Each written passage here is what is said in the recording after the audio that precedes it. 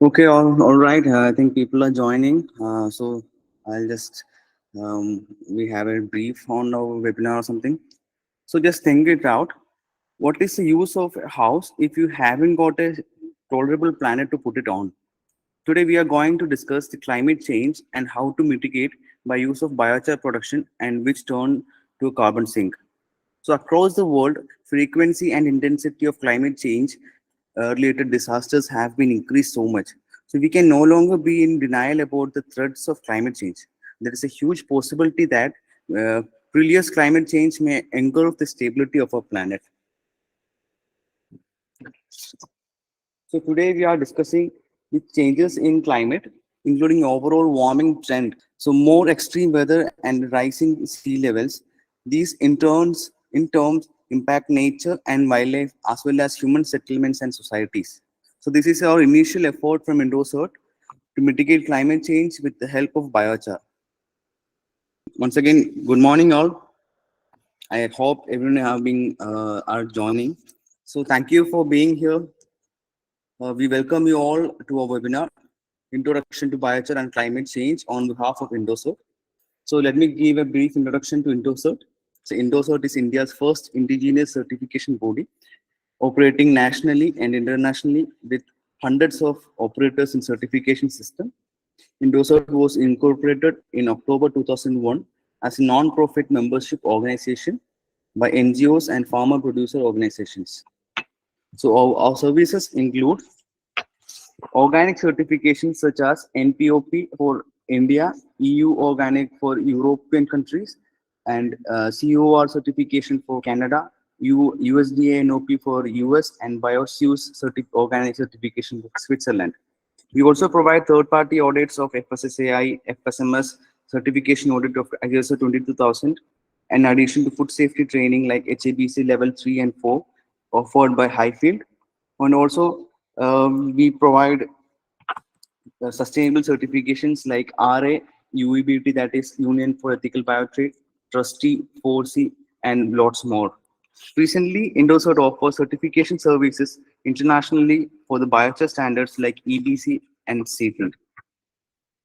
Thank you all for your interest to be a part of our webinar. So I welcome Mr. Vishal to detail in the remaining sessions. Thank you. Okay, thank you for the lovely introduction, Hemant. I'll be taking over from here. So the time is 10:35 now. I hope to be getting over with my presentation by, let's say, 11:15, and then we can head over to the question and answer segment. And I hope we can have a good session today and have a much more eventful discussion at the end too. So moving on, before we start with the exacts of biochar, I would like to have a small emphasis on climate change. So why we're talking about biochar today is because of climate change. So climate change is something that both you and I experience or at a personal level. It affects a lot of things, particularly me being from Kerala. We have this particular festival where we use a particular flower for this festival, but because of climate change, that flower, that tree is not really flowering at the usual time that it is supposed to. So this has affected this festival of ours where we have a different yellow flower being collected and used for that festival instead. So this is a very small account, but I'm sure that everyone over here has different stories of climate change affecting them at a minute level or at a higher, much more level. What causes climate change? Mainly, there are the human causes that we have to be worried about. And then there are also the natural causes, but the natural causes do not happen in a much more frequent scale. It does not happen in a much more logarithmic scale as well as compared to what humans causes. Mainly humans causes happens through the global carbon emissions, and that happens through mainly our fossil fuel emissions, our dependency on fossil fuels, and even the various sector-wise emissions that happens. So we'll be focusing mainly on agriculture and the forestry sessions today, where deforestation contributes a lot. So does agriculture, especially in livestock. The climate change effects that you may face are mainly the temperature impacts, rising global temperatures, or much more actually severity in temperatures. It can be either too warm, or it can be either too cold. Even if it's regarding monsoons, the monsoon will be much more and heavy. It cannot be any more predictable. Population concerns will be there. New vector-borne diseases happens, much more. And how do we prevent climate change? There are many of methods, fortunately, that is there for us to adopt for this. Mainly, some that we can talk about is reducing carbon footprint, reforestation, afforestation activities, sustainable living, which is something that you can do at everyone's house, your own house, and then our topic for today, biochar. Why should you reduce your carbon footprint? Well, carbon footprint is um, the total CO2 that is left behind you due to your very own existence, due to the activities that you do. And fortunately, a single person's individual carbon footprint can be balanced by, let's say, at least 3 to 4 bamboos being planted in your lifetime and it being taken care of until your whole life's period. How can you reduce your carbon footprint? Reduce electricity usage at home or switch to greener electricity sources, using public transportation even more, using the least polluting vehicles, switching to much more sustainable alternatives. Reforestation and afforestation practices, as you all know, is an age-old process that we have been doing. Reforestation brings in regenerating, replanting in areas that has been destroyed. Afforestation is bringing in forests to new areas where there was no previously existing tree cover. Sustainable living. Sustainable living is basically changing or transforming your own lifestyle into having sustainably friendly choices, climate friendly choices that you make consciously every day. Some examples for this is, let's say, you can consume more of organic food, consume from your local markets than heavily relying on imported foods, reuse, recycle, refuse, reduce, all the 4 Rs, sorting out your household waste and segregating the waste and using the waste accordingly, donate your unwanted items, make that economy circular rather than linear. And that brings us lastly towards biochar.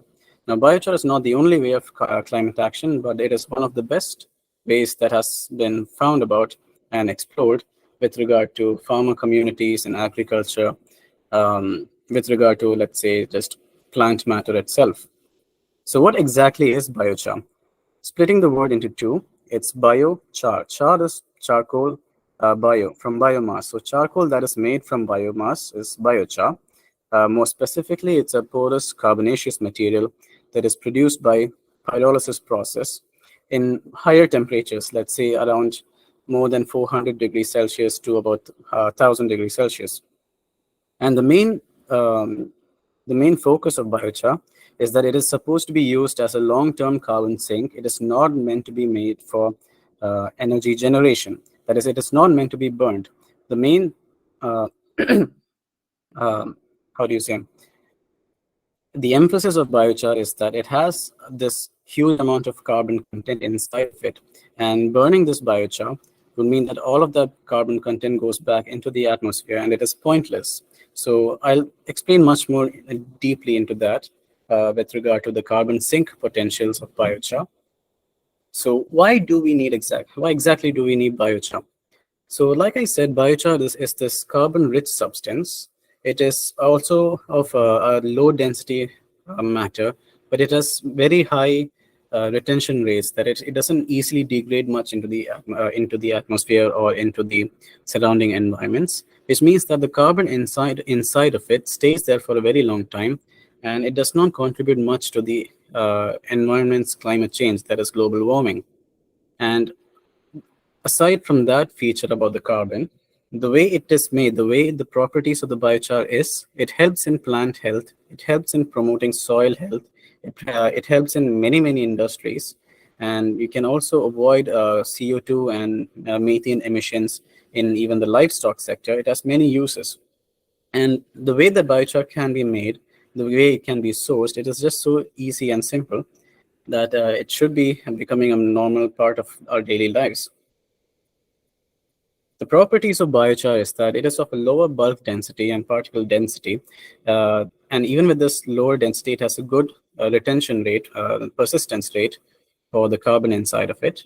The particles in it has very high macro and micro porosity, and because of this, it has a very high surface area.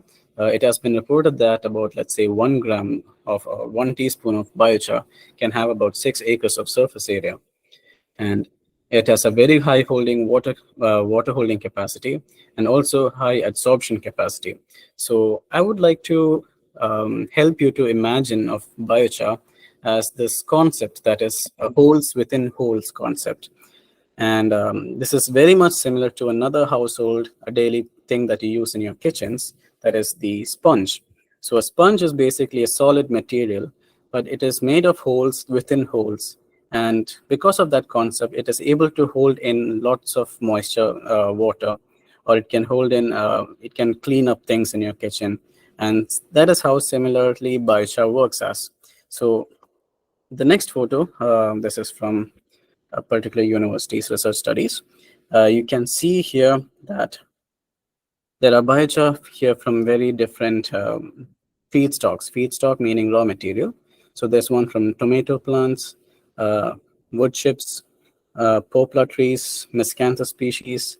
So what you can see here is that when biochar is made from biomass, all of the volatile materials inside of the plant um, gets evaporated out. And what you are left with is mainly the carbon content of that plant that was there. So you can basically see the anatomy of the plant, all the holes and the cells. And along with that, because of the pyrolysis process, even more holes, even more pores get built into this product. So because of this, the porosity increases, and that's how biochar acts as a sponge. So like I said, the sponge helps in cleaning up things. It helps in carrying moisture.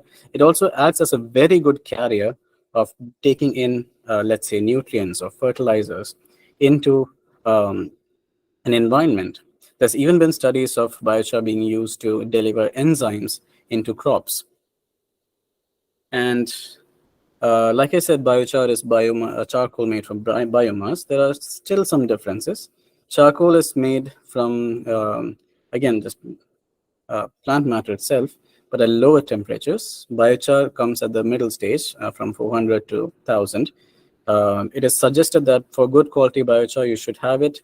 The biochar process, pyrolysis process, should happen for at least 10 minutes at the 500 degrees Celsius stage. And the higher the temperature, the better the quality of biochar, the better the porosity of the biochar.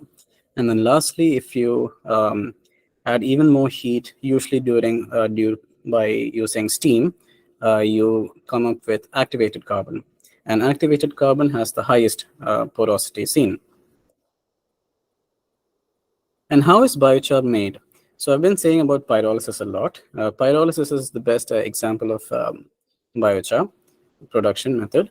And there's also gasification. Gasification is where a little bit more of gases is used to enhance the biochar process. But as long as the energy utilizations techniques are much more perfected, then you get better quality biochar.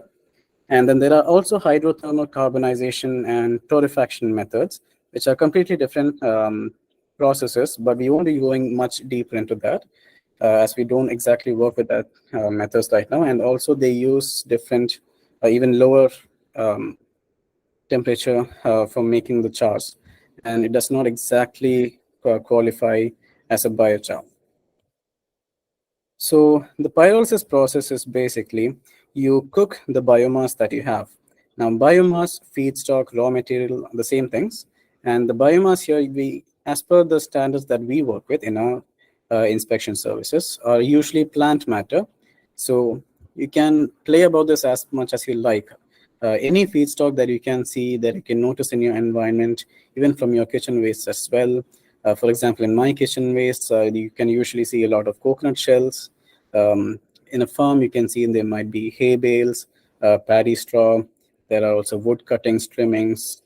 There are some wood that cannot be used much for furniture purposes and does not really have much industrial value, but that can be used for biochar. There's even bamboo. There are particular entities out there that farm bamboo specifically to make biochar. So biomass, you have it undergo a process of pyrolysis where it is heating with minimal oxygen or no oxygen at all. And that leaves you with biochar. So what happens is that during this process, all of the volatile gases go out. It is not necessary that the fire has to exactly touch the biomass. It can even be cooked inside of a chamber, just that the temperatures has to reach over there, and all the gases has to be let out. But it is best that the biochar, sorry, not the biochar, the gases be converted into much more usable forms. The useful forms being that biochar, the gases can be condensed into, say, bio oil,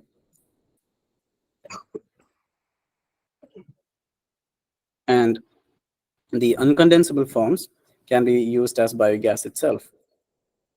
And then you're finally left with biochar.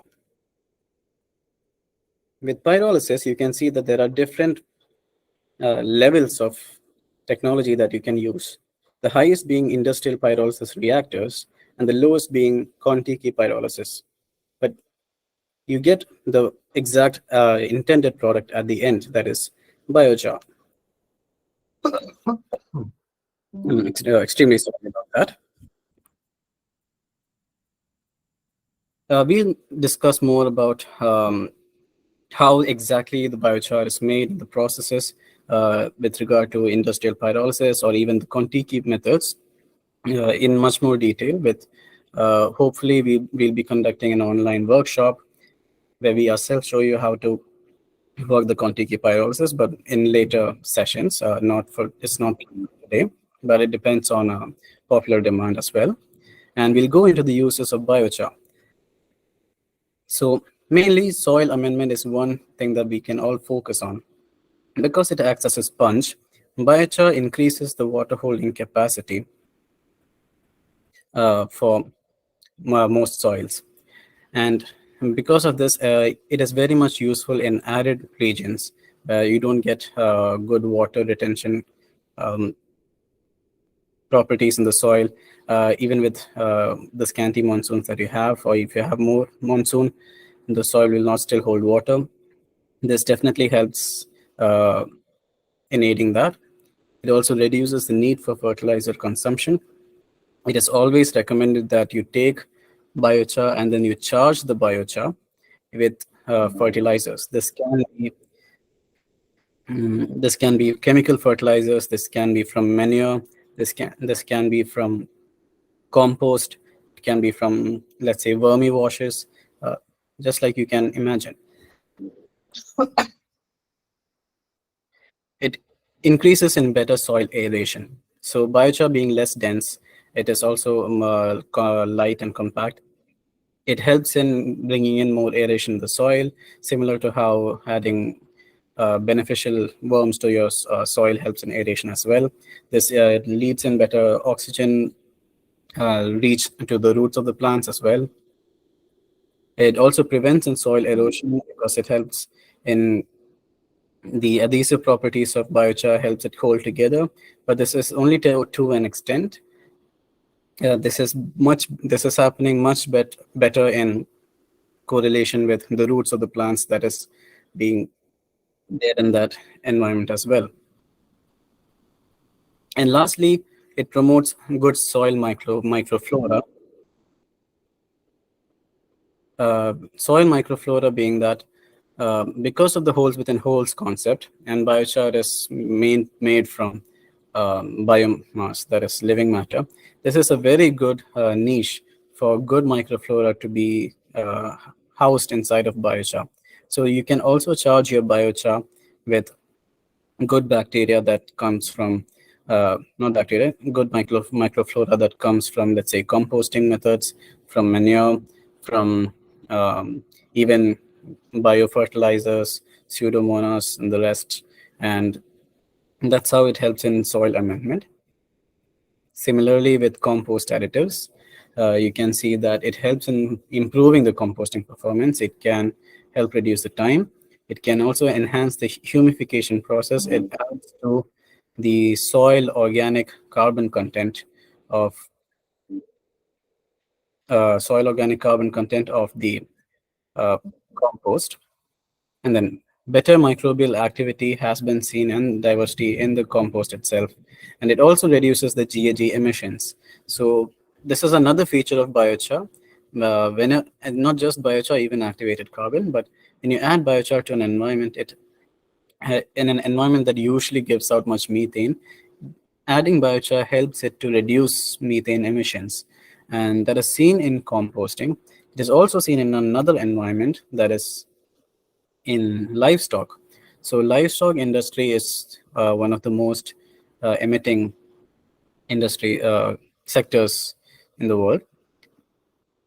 Mainly, it's seen when you give more nitrogen-rich um, feed, it leads to much more methane emissions. But then adding biochar, I think the maximum should be about 20% per feed matter. It aids in better digestion, one thing. It is also given, there's also reports of it boosting the immunity of your livestock as well. And this is in correlation with, that is in correlation with better better gut bacteria being seen in the gut of the livestock because of the biochar being there, because of the good niche capacities of biochar. It is also helpful in absorption of toxins. So in this case, if the biochar is used as it is without charging, and if there has been any instances of toxins or intoxication or something, biochar is an excellent thing to help remove any poisonous substances. And again, like we said, adding biochar to the feed helps in reducing methane emissions. And yeah, next is carbon sink. So this is where biochar helps in the climate action perspective. So wherever biochar is applied as a long-term undegraded storage area, the carbon content of the biochar remains sequestered for up to 1,000 years. There is a little bit of accounting differences and variations inside of this, but it is minimal. It is about a 0.3 percentage keeps degrading into the soil environment or whichever environment it is applied to per year, but it depends on which way it is applied to, if and also the quality of the biochar as well. If the biochar was made in higher temperatures, and then the degradation rate is much more lower. And also, so when biochar like this is added to a proper sequestration area, this prevents the carbon content of the biochar being released back into the atmosphere as greenhouse gases. So what means is that the carbon dioxide inside of that biochar, when it is sequestered, all of that carbon dioxide, all of that carbon content inside of that biochar does not go back into the atmosphere, and that does not contribute towards global warming again. So we kind of break the carbon cycle at that point, and that is how we can help combat the upward curve that we've been seeing in GHG emissions. And as we can already say, GHG emissions are increasing at one end, but then the GHG reductions or GHG removals are not happening at the other end. So removals happening at the other end can be through one of those methods, that is through biochar. But GHG emissions reductions or has to happen mainly from where the source is happening. So it is usually through fossil fuels usages. So once we can limit our usage or dependency on fossil fuels, that's where the source of GHG emissions can reduce or maybe eventually be stopped. To give you an idea of how the carbon sink happens, say biomass is made into biochar. What happens is usually that to be on the safe side, we take about 50% of the carbon content of the biomass gets released into the atmosphere as uh, gases itself. And this is kind of inevitable. It has to happen during this process, or else pyrolysis does not really occur. But the rest of the 50% gets stored as the long-term material, that is biochar. And now this biochar, when it is added into a proper sequestration material, that is, let's say, example of soil, carbon content of that much biochar, that is 50% of the plant matter that was there before, uh, gets locked there into that system for a very long time, and minor um, how do you say that, minor emissions or degradations of the biochar can happen, like I've said, 0.3 percentage per year, that can also be accounted for. And also any other emissions that has happened for making this whole process to happen. That is, let's say you needed a tractor to harvest your biomass to from the field, that used some fossil fuels. That is in one small source of emission. You had to use externally sourced electricity to run the pyrolysis power plant. That is another emission. Then you had to transport your biochar to some field using another vehicle. That is also an emission. So all of these emissions can be accounted for. And with that, we can actually generate proper carbon accounting. And with that, this is actually eligible for carbon credits.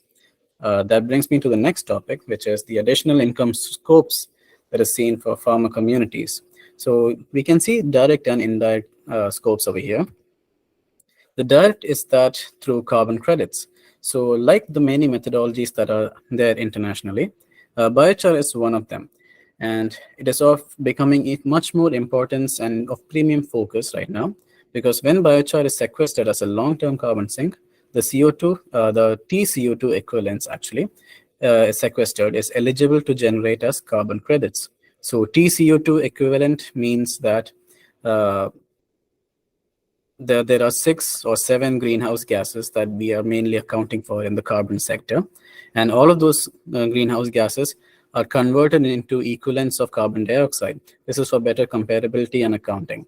And T stands for ton. So how much tons of carbon dioxide equivalents are sequestered within the biochar usage? It's what is used to generate the carbon credits. And when carbon credits has been realized, that can be bought by, let's say, MNCs that need to reach their carbon neutrality or net zero emission targets. And then that's when the generator of the biochar carbon credits, they can be remunerated for this. And the sale of biochar is also another source of income for appropriate usages, like biochar can be sold for soil conditioner, as an animal feed, construction, etc. There's the indirect scope that is seen where using biochar in your own fields has been shown to increase crop yield due to application of the charged biochar. There has been some reports of biochar being added to the feed of cattle with better milk production of the cattle as well, or increased immunity in the cattle. So I haven't put that exactly into this since I'm not really confident about it, but there has been reports about that. I would like to show some examples over here of field trials being done, where you can see how clearly it is, where biochar is not applied, and biochar is applied in 5 ton per hectare, and biochar is applied in 15 ton per hectare. You can also mix and match in this example over here, where you can see there's plain soil, then there's NPK only, and biochar plus NPK. So here biochar is added as a carrier for the NPK, and that makes the NPK much more easily reachable, or much more easily tappable for the plants. The other uses that we can see for biochar is that it's been used in construction. There are uses experimented for construction, but I haven't exactly looked much into this yet, or I haven't exactly seen actual application yet in real life. But it has been reported to increase the strength and toughness of cement and mortar composites. It helps in insulation, also regulating humidity. Yeah. That brings me to the standards of biochar that is internationally popular right now. These are the standards that are owned by Carbon Standards International, who are our partners for implementing the biochar standards in India. And Ithaca Institute, who is the main premium research body who has developed all of the biochar standards. And that brings me to the first standard, which is the European Biochar Certificate. The European Biochar Certificate is mainly for biochar that has been industrially produced from pyrolysis reactors.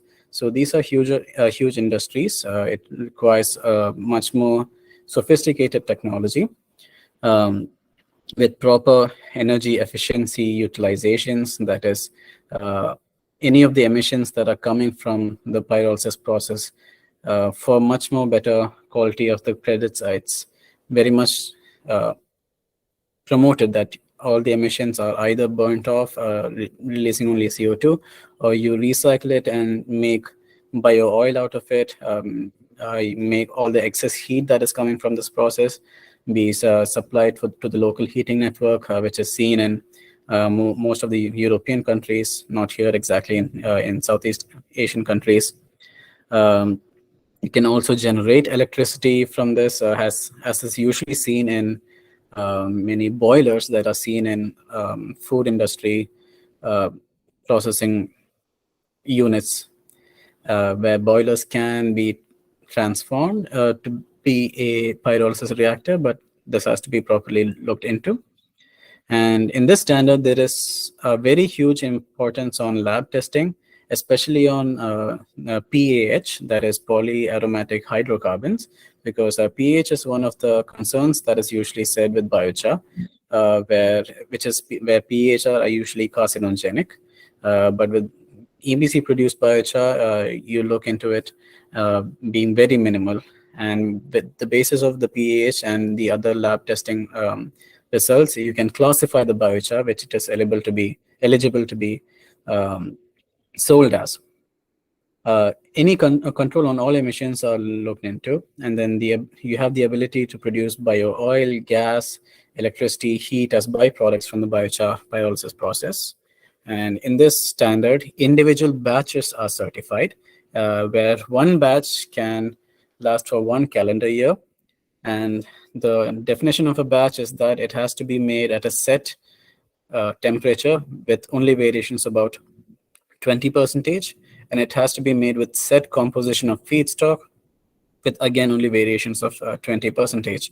So if your feedstock is if your biochar process is to be made at let's say 600 degrees Celsius as per your plan with the EBC body, 600 degrees Celsius, the feedstock percentage would be, let's say, coconut shells of 60%, and the other 40% being for bamboo cuttings or trimmings. Then this temperature, 600 degrees Celsius, cannot vary more than 20% on either side. And also the feedstock, the raw material composition of 60% coconut shell and 40% of bamboo trimmings cannot also vary to either side of more than 20%. And sampling has to be done properly by a accredited sampler. Here, samples are of two types: retention sampling and representative samplings. Retention sampling is done to have a sample library of your own, which is to be saved for at least 5 years. And representative sampling is taken for sending to laboratory analysis as such. Feedstock biomass is only accepted as per the positive list. The positive list is another addition to the EBC standard that is published, which gives a huge classification of all the biomasses that is allowed to be used for making biochar for the different classes of EBC, with certain conditions being mentioned. The 6 classes being feed plus feed, agro-bio, which is also called agro-organic, and agro, urban, consumer materials, and basic materials. So basic materials is the most basic features that your biochar should have for it to be called a biochar and even be EBC certifiable. Consumer materials is for biochar that is used for products that can be applied on your skin at least, but not ingested. Urban is for biochar that is to be used in city landscaping projects such as pavements, roads, in parks and such. Agro is for use in agricultural purposes. Agrobio is for organic agricultural processes. Feed is for biochar that is to be used in feed for animal livestock industry. And feed plus is where the biochar has it can be used for feed, and it can also be used for agricultural soil amendment activities. The way it is classified here is that, as you can see in this picture, that is the table from the standard, from the EBC standard. You can see on the top EBC feed plus, feed agroorganic, agro urban, CM and BM. And on the downside, from on the left, you can see the columns for all the analysis that it has to be inside of for it to be classified for that particular class. And you can notice that EBC feed plus, EBC feed will have the highest limits for it to be classified into that. And EBC consumer materials will have lower, and basic materials will have maybe no denominations required because it's not really consumed. So since feed plus and feed is being consumed by animals, it has to have much more higher quality. And your biochar batch has to have so much quality requirements. And even for EBC feed, it requires that your processing industry, your processing unit has to be certified by any local producing standards. And you can see at, I think, this side over here, the 16 pH and 8 pH, the focus is on the pHs, where 8 is the most looked into, that has to be lesser than 1. But for BM, it is just 4. Then it brings into the C-Sync certificate. The carbon sync certificate is for the accounting the GHG inventory of the batch of EBC certified biochar. So once your biochar is certified as EBC, it only references to the quality of the biochar that is being sold. But the C-Sync is going to account for the carbon expenditures and the carbon sequestration that is going to happen with that biochar. So accounting starts at the moment the feedstock is realized and ends until the biochar is ready at the factory gate. So let's take an example of wood chips. So wood chips, when the feedstock is realized when, let's say, the wood processing industry generates the wood chips from their machinery, and at that point, that is when the feedstock is realized. So how that wood processing industry is storing the wood chips, how it is transported to the EBC unit or the EBC factory, then how the EBC factory is in turn also storing the wood chips. These are all taken into account. So during the storing of the feedstock, some amount of emissions can happen due to uncontrolled decomposition that happens when huge amounts of feedstock is stored together. That is taken into account. Any transporting that is happening, the diesel or petrol it uses, that is also taken into account. For starting the pyrolysis reactor, if you use any gases, LPG gas, that's also taken into account. Electricity that is used, it's also taken into account. But with a proper EBC reactor, pyrolysis reactor, you should be able to generate your own electricity. And if you're going to eventually subsist on your own electricity, then that won't be really taken into account. You're already carbon neutral with regard to electricity.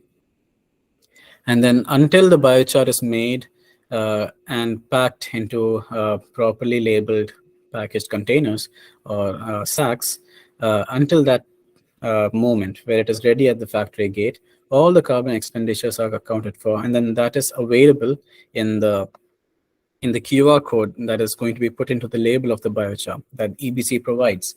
So at that point, you can see how much of carbon dioxide equivalent, TCO2 equivalents, is there inside of that biochar that is now going to be sold and traded.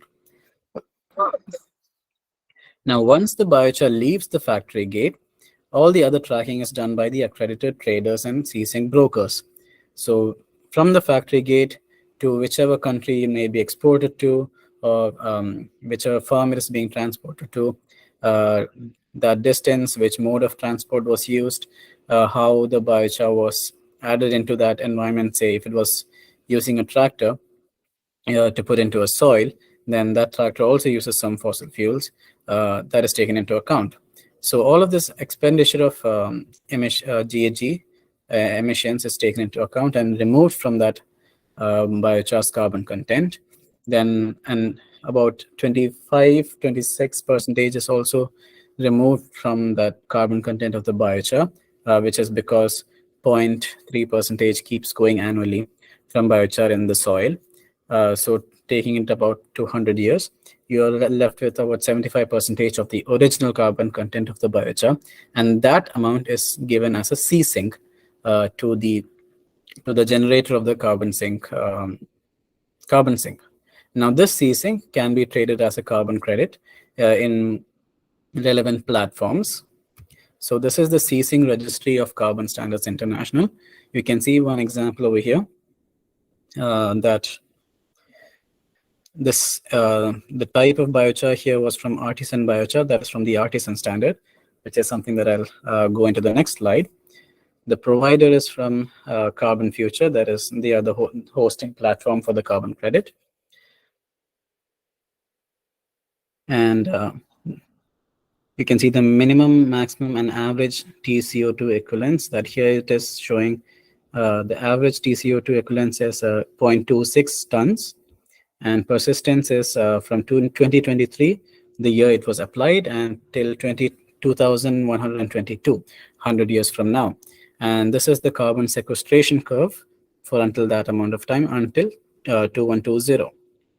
Now, in case something happens to that area where this biochar was applied to, say this farm, say example, it was bought up by another company, and they did some sort of restoration activities or reforming activities in that farm area, then that means that this C sink storage area, that this carbon sink that was stored over there, has been disturbed, and it has to be reevaluated into.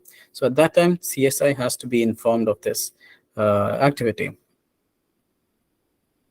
Lastly, we have the global artisan C sink standard. This is mainly for farmers at farmer group levels, where single farmers, here it is called as artisans, they can be involved, and up to 1,000 farmers can be involved in this one certification group. They're called C-Sync networks, and they use low-tech apparatus like the Contiki kilns that I had showed you earlier. And here, minimal lab testing is required as compared to the EBC standard, where you only look into carbon, the H to C ratio, ash content, pH, and water holding capacity. And methane emissions in this case has to be mitigated, because in the artisan C-Sync standard, they basically just burn the biomass in their own fields in proper Contiki kilns with a very trained procedure. There is still some chances for some non-CO2 emissions happening over there. So mainly we take into account of methane that has to be properly sequestered by different activities, by let's say either tree planting methods, or they have to go into oath or vow or sign a proper declaration that they will not conduct any more crop burning or crop decomposition on their own farm. There is also a transparency in the artisan's remuneration. That is, when, let's say, 1,000 farmers are being involved in this group, and then they generate carbon sinks, and then a C-Sink manager will be selling the carbon sinks. The farmers have to in turn be remunerated for the climate service that they are doing by this effort of theirs. So the amount that is being paid to them has to be transparently shown. And only sustainably produced biomass can be used. That is, biomass from their own crops residues in their own field. Biomass was dried and aerated sufficiently. Pyrolysis was done with care to reduce emissions from non-CO2 gases. And this standard is mainly applicable in lower income, lower middle income, and upper middle income countries as per the World Bank classification. And that is the feature of the Global Artisan Sinks. That brings myself to the end of our webinar here. I think I've gone 2 minutes above. Thank you for attending this. I would just like to end with emphasizing on everyone adopting more sustainable living tips by following any of these. There's even more that you can all take. We can all contribute individually to taking care of our own environment. And let us move on into the question and answer segment. Thank you all.